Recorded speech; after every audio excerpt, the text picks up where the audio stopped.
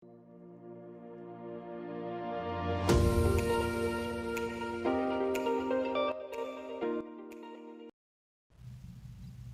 warahmatullahi wabarakatuh. Perkenalkan, nama saya Mustika Delia, saya dari penerbitan kelas 2D. Kali ini saya ingin menjelaskan tentang kompetensi editor akuisisi. Berikut penjelasannya. Di sini arti akuisisinya sendiri yaitu perolehan. Berarti akuisisi dalam arti penerbitan buku itu yaitu perolehan untuk mendapatkan naskah. Dan tanpa adanya naskah, penerbit tidak akan memiliki bahan utama untuk menghasilkan produk, karena tugas utama penerbitan memanglah mengolah gagasan untuk menjadi sebuah produk. Nah, di sini editor akuisisi berada di jenjang karir yang cukup tinggi, yaitu pada jenjang karir senior editor. Di sini editor akuisisi juga memiliki beberapa tugas.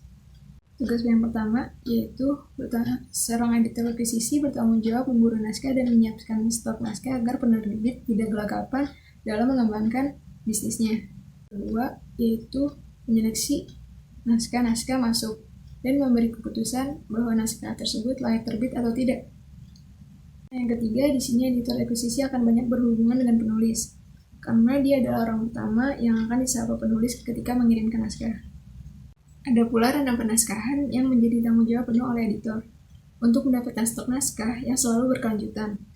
Editor akuisisi memang harus kreatif dan dalam merencanakan memburu naskah, dan harus pandai juga mengikuti tren buku. Lalu berikutnya ada rinci kerja editor akuisisi. Nah, rinci kerjanya itu seperti ini. Yang pertama ada hunting naskah. Editor akuisisi pun dibagi lagi, apakah ada yang handle naskah lokal maupun naskah asing. Kalau naskah lokal, tentu harus cari karya-karya dari penulis lokal. Nah, kalau handle naskah asing, berarti kita harus sigap dengan tren internasional. Nah, yang kedua ada korespondensi. Salah satu bagian penting dalam hunting naskah yang utama itu adalah korespondensi. Karena sumber naskah 80% masuk lewat surel. Alhasil, kita harus piawai dalam berkomunikasi secara tertulis. Mau itu ngontak si penulis, si agen, sampai tawar-menawar soal harga naskah. Nah, yang ketiga di sini ada handle dokumen legal. Semisal kita sudah selesai dalam tahap tawar-menawar, maka tahap selanjutnya yaitu adalah handle dokumen.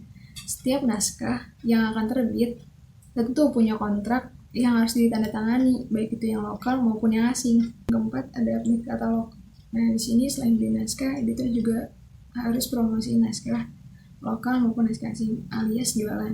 Nah, salah satu senjata promosinya adalah dengan membuat katalog produk. Yang kelima ada cek perkembangan produk buku. Nah, di sini diperlukan ketelitian, kesigapan, dan juga manajemen waktu yang baik. Karena tidak boleh ada miskomunikasi di sini, sebab partner luar kita bakalan akan selalu nanya update perkembangan bukunya. Nah, yang keenam ada meeting kerja. Memang ada kalanya kita ditugaskan untuk baca naskah, tetapi seorang editor juga perlu untuk terjun ke luar kantor. Contohnya, bisnis yang harus ditandatangani seperti book fair, atau juga ngobrol-ngobrol soal industri buku. Terus juga itu bakalan jadi nambah koneksi bisnis kita. Tadi kan ngomongin tugasnya mulu nih. Terus apa sih enaknya jadi seorang editor atau editor akuisisi ini? Yang pertama, punya banyak koneksi, karena kita akan banyak datang ke event-event yang berhubungan dengan buku gitu. Terus juga bakal ketemu banyak orang, alhasil kita jadi banyak kenalan juga.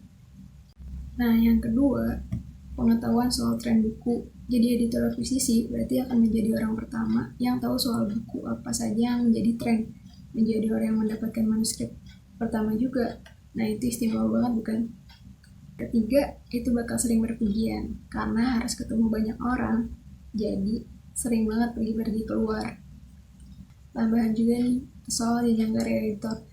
Nah, jenjang karir editor itu yang pertama ada copy editor, terus ada editor, senior editor, managing editor, dan yang terakhir chief editor. Nah, itu ditempuh dalam jangka waktu yang berbeda-beda juga. Mungkin itu saja yang bisa saya sampaikan. Mungkin kalau kalian ada yang bisa menambahin soal materi yang saya berikan tadi, bisa aja langsung komen di bawah, karena kita bisa saling belajar bareng-bareng juga. Oke, kurang lebihnya mohon maaf. Wassalamualaikum warahmatullahi wabarakatuh. Sampai jumpa. Dadah.